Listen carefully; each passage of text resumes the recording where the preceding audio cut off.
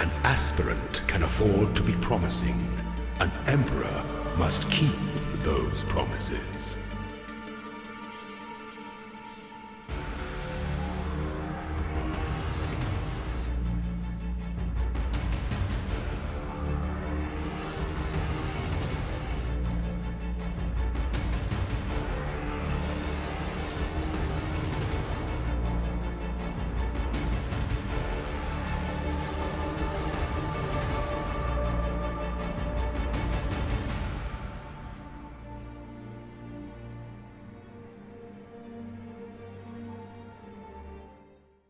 What is up, guys? Jay Diesel here. I am back from Mirage League, and I've been having an absolute blast. This league has been incredibly fun with the new league mechanic offering all types of new juicing strategies between Breach, Legion, boxes, whatever. It has been fun just kind of going around, blasting, hearing tings, all the good stuff. This league, I decided to go in a different direction than I normally do. Normally, I play a lot of very tanky characters. This time I decided to go the opposite direction and play more of a blaster. So I opted on playing KB this go round. It has been a lot of fun, and I want to go ahead and jump into my character here as we are just past the first week in the league. All right, let's go ahead and jump right into the gear. First things first, let's go ahead and take a look at our wand here. We're using a synthesized Big Fizz wand. I elected to go for a Fizz wand over an Elemental wand, which is what I was using previously, because Headhunter actually steals a ton of buffs, which give Fizz as extra. Additionally, there's like one or two in Wine of the Prophet as well. So by using a Fizz wand, you're better able to take advantage of these things. Additionally, you can see the Strength and Int on here is actually pretty helpful for us. The Recs in this build are kind of difficult, so this actually helps us meet our Recs. Going ahead and jumping over to the helmet here. It's going to be a big rarity helmet. Started off with Fractured, increased rarity of items dropped. And you have rarity prefix suffix, mana reservation, as well as Eldritch implicits as well. This is just to help bring our cost down. If you see down here, our Kinetic Blast is 17 mana. You really want to keep this number low, because through a combination of Headhunter buffs, shrines, whatever else you end up with, your attack speed is so high that you can develop real mana problems if you don't have enough reservation. Jumping over to our amulet, we're rocking an Utmost, a little bit of spell suppression. I really enjoy the +6 to all maximum elemental resistances just to make us a little bit tankier. Most of the time when you die in this game, it's going to be to elemental damage, not to Fizz, so this really helps shore up our defenses a little bit. Ellie Pen is really nice. At some point, I'll get a better one, but it's really expensive, and I'd rather put my money other places before that. Jumping down to the ring here, we're going to be using a Nimbus. Nimbus functionally is a 7th link for our skill here, in place of something like returning projectiles, which allows us to double dip but has a damage penalty on it. Nimbus doesn't have that. Nimbus is an incredibly good item in this build and allows you to really scale this character even further. Additionally, firing in random directions actually feels really nice because it allows you to essentially get 360 coverage with your skill when you attack, because you're going to fire in all directions as opposed to only firing in front of you. So this ends up being a really big clear speed advantage. Jumping over to our other ring here. This is kind of our vegetables in this build right now. I need to eventually replace this, but this ring is just kind of tying everything together. I fractured all res onto a cogwork here. Got int to help meet our recs. A little bit of cold, a little bit of chaos, and the non-channeling skill reduction to help keep our mana cost down. Jumping over to the shield here, we have Foulborn Esh's Mirror. Originally, I was just running a rare shield with spell damage, life, a little bit of block, whatever. I've since kind of cycled that out now that I'm doing more juiced content. The flat lightning damage for each shocked enemy you've killed recently goes absolutely insane, especially this league when you're doing mechanics like Breach and you've got hundreds, if not thousands, of monsters that you're going to be killing in a map. And the last 4 seconds, which is what recently refers to, you're killing 20, 50, 100 monsters potentially. The amount of flat lightning damage you get is insane. Additionally, the Foulborn version gives us damage cannot be reflected, which is actually quite valuable because this means the pool of maps that we're able to run is larger, which is really, really nice. The plus 30 to int is also quite important. This helps us meet our recs on our build. Later, I intend to go one of two directions with the shield. I'm either going to use a volatile Vol Orb until I hit one with 1 to 12 lightning damage for each shocked enemy, which is a ton of extra damage. Or I might go reduce damage from crit, corruption implicit, but I'll have to see. Jumping over to the body armor, I also crafted this as well. This is just a suppressed chest with some resistance and, ton of evasion rating, energy shield. This is like a bulk of our defenses here. In terms of the Eldritch Implicence I elected for, I chose 10% of Fizz, taken as fire. Fizz, we really have no armor, no real mitigation there. So in combination with our plus 5 max res over here, and the res that we actually get off Dying Sun, this helps serve to mitigate at least part of the Fizz damage that we're taking, and crit multi because we do a lot of crit damage. Jumping down to the boots here, these are our ailment avoidance boots. So this combined with Ancestral Vision is going to give us 100% chance to avoid elemental ailments, which is really nice. Movement speed, a little bit of action speed on the implicits, but ultimately just kind of a role player. It's also got an Abyss socket, which is really nice. Abyss sockets are super strong in this build. You get so much flat damage off of the jewels that it is a massive DPS increase. You can also use them to fill in the gaps for kind of utility things you need, like CB immunity, reservation, whatever. Hopping over to the gloves, I touched on these earlier, but these are the conversion gloves that we're using. So went ahead, fractured the temple mods since we are chilling enemies. An Abyss socket, a little bit of res because res is pretty tight in this build. And then as for your Eldritch Implicits, you're going to want damage converted to cold and 2 rage on hit, which makes our rage generation very consistent. You're going to be running around your maps at 30 rage basically all of the time. Finally, last but not least, the item that makes this build function, the Headhunter. Legendary item. I got one in foil. I think it looks sick. And overall, Headhunter, incredibly powerful item. The more rares that you put into the map, the more buffs you're stealing, the more you can scale your character. Incredibly insane item. Really not much more I could say about that. As for our flask setup here, we're using Progenesis. This is the benefit of being an Amethyst flask. It also increases our bulk tremendously. We have so much regen and recovery between life on hit, instant leech, and things like that as long as we don't get one shot, we're probably going to be able to recover to full pretty much instantly. So that's pretty nice. Next, we have Wine of the Prophet. This is going to be the gold flask, give us a little bit of MF. The cards are incredibly powerful in this and will allow you to generate all kinds of bonuses from explodey to additional rarity to different defenses. So overall, really nice. I'm using a 30 quality Quicksilver with rarity and increased effect. The other option that I had considered here was going ahead and using a flask with curse reduction. If you do an increased effect curse reduction flask with 65 and they get like 1 jewel with increased or curse reduction, you can actually fully become curse immune, so I might consider that in the future. Cinder Swallow, it's going to be rarity during effect. Recover 3% of ES. This is going to give us a lot of regen on this. There's no other way for us to do that. And finally, a Dying Sun for additional projectiles. And we also get some benefit out of the max fire res from our chest here and combined with our utmost. Now let's go ahead and take a look at the tree. All right, let's go ahead and jump into the tree real quick. As for our Ascendancy nodes, they're pretty standard for Deadeye. Focal Point, Gathering Winds for permanent tailwind, Far Shot, and then Endless Munitions for 2 additional proj. As for our jewel setup in this tree, we are using a Massive Thread of Hope. This is a really cool piece of tech. Allows you to take a lot of these individually very strong nodes, especially these that are in range of our Lethal Pride. Lethal Pride is how we're going to be meeting our strength recs in this build. Additionally, things that I specifically want out of my Lethal Pride are, I like Intimidate on hit. This is another source of damage for us. I also really value chance to gain endurance charge on kill.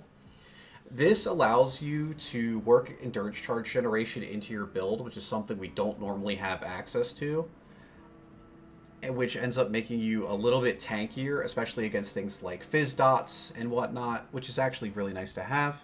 Additionally, 5% double damage.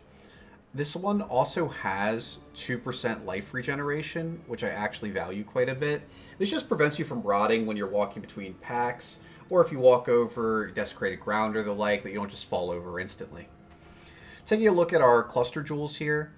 This cluster jewel is actually only possible due to the new currency. So what I did was I fractured Devastator, which is going to be explodey for us. And I went ahead and re-rolled it into a lightning cluster because I wanted access to Storm Drinker. So this is going to allow us to have Energy Seal Leech in our build. So this is pretty cool. We use disorienting display so that way we can position these two nodes in the front. Our medium cluster here is actually going to be Blast Freeze and Magnifier.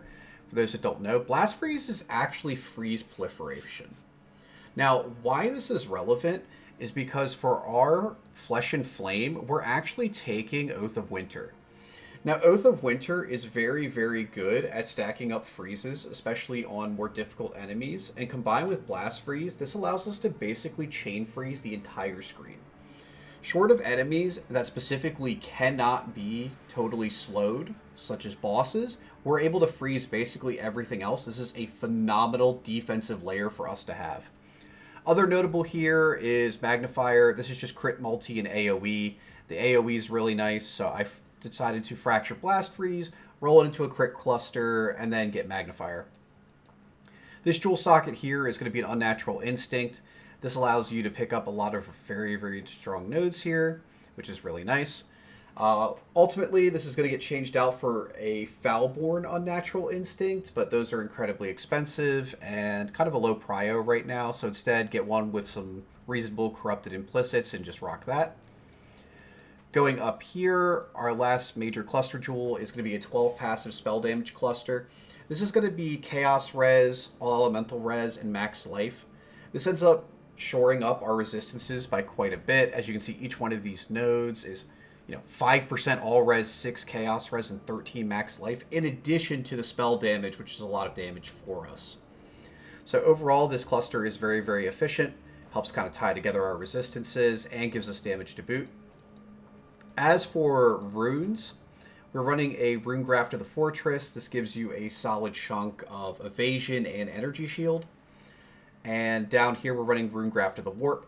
This is a little pricey, so I wouldn't necessarily run out and get this if you have other things to upgrade, but it is really, really solid. Buffs expiring on you slower is great for things like shrines, and debuffs expiring on you faster is really good for moving stuff like Wither, Exposure, things that are more likely to cause you to fall on the floor. As for tattoos, we are running one blind tattoo down here just to work a chance to blind into our build. A lot of spell suppression tattoos. It's rather difficult, given our gear setup here, to get enough spell suppression to reach spell suppression cap. So we're using a lot of tattoos to kind of fill in the blanks. This is a rather pricey endeavor, so really kind of think about how you want to achieve your spell suppression. And then additionally, a little bit of cold res tattooed in as well. Alright, let's go ahead and jump right into the config here. So nothing too crazy here. Our damage is definitely on the lower side here. We've definitely elected to give up a solid amount of damage in lieu of, things like rarity and whatnot, which is totally fine, given that between Headhunter and our defensive layers, we're able to survive and clear pretty reasonably these juiced breach maps. So taking a look, we are helping Alira here. This is for another 15 all res. Part of the reason I'm doing this is because I actually want to have my cold and lightning overcapped by at least 60. Overcapping like this means that even if I click the altar, I'm still going to be at res cap, which is pretty nice.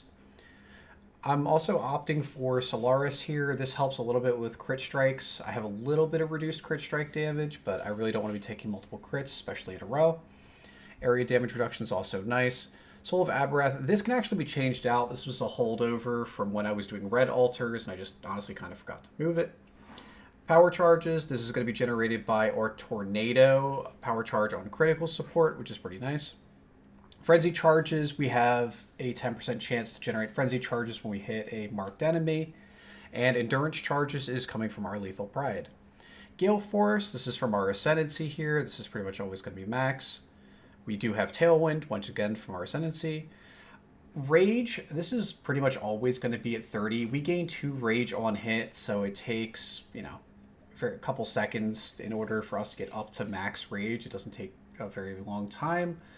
And I think in a mapping scenario, you're basically always going to have this at 30 rage, so I wouldn't worry about that. Flask always active. We've pretty much always killed something recently. Now, this right here is actually really important. Some of these shocked enemies we've killed recently.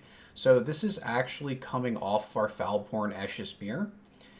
This is a ton of damage for us. So in a lot of these scenarios where we have literally hundreds of monsters on the screen, you can very easily, in the last 4 seconds, which is what recently refers to, have killed, even conservatively, right? You say 20 enemies.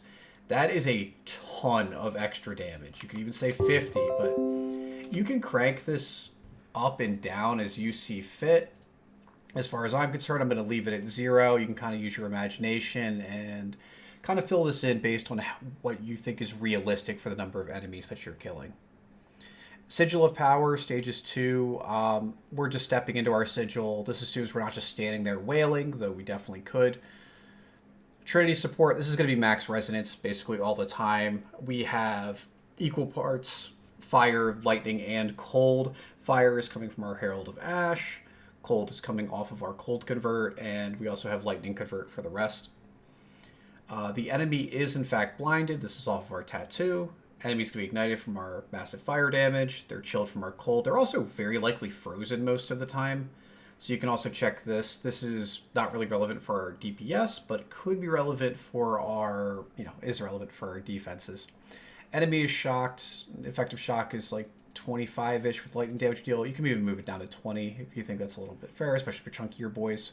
And the enemy is intimidated off our Lethal Pride. Now let's go ahead and hop over into the defenses here. And you can see here, we actually aren't too squishy. Our lightning max hit, or elemental max hit in general, is pretty respectable. Our fire max hit especially is really good between the Utmost and our Ruby Flask off of the Elder. This actually ends up giving us like a really solid 86 fire res. Additionally, our mana cost is 16. We are using Inspiration along with other things to help keep this mana cost down. We have a little bit of life regen, not a ton. This is just enough to maybe help you not rot out. 62% evasion, 28% block chance, and we are spell suppress capped with 231 movement. So taking a look at the skills here. All right, hopping into the skills, we have a Tornado Spellslinger set up with power charge on critical. This is how we're going to generate our power charges. We are using a Sniper's Mark here with Mark on hit, as well as Steel Skin. One thing that's not displayed is my Sniper's Mark is actually supported by a level 1 life tap using the coins. This allowed us to collapse a 4-link into a 3-link, which was very nice. As for our Kinetic Blast, we are supporting it with LE damage with attacks, volatility, fork, wisps, inspiration, and Trinity. Trinity is off the coin here, which is why it's displayed as level 1. You could also use Invert the Rules as another potential link in place of volatility. I will probably explore this going forward, but I haven't quite figured out if I want to do it yet. As for our other 3-link, we have Sigil of Power, Frost Blink, and Shield Charge. Sigil of Power here is actually supported by Life Tap, which is supporting these other 2 as well, so we don't have to worry about any mana issues there. Here we have a 3-link, Haste and Lighten, Herald of Ash. This is just going to be part of our auras. We are running Sublime Vision on Haste, so as a result, that's our only traditional aura. Though Herald of Ash and Arctic Armor both don't count as auras, so we're able to put them in. We have a Hydrosphere Spellslinger setup. This is just a additional single target setup. It gives us something else to fork chain off of, all of that stuff. And finally, Arctic Armor. This just kind of fills out our reservation here. It makes us a little bit tankier on the Fizz side. And additionally, also reduces fire damage taken, which is nice because we do have Fizz's Fire on the chest, so this makes us just a little bit more resilient to that.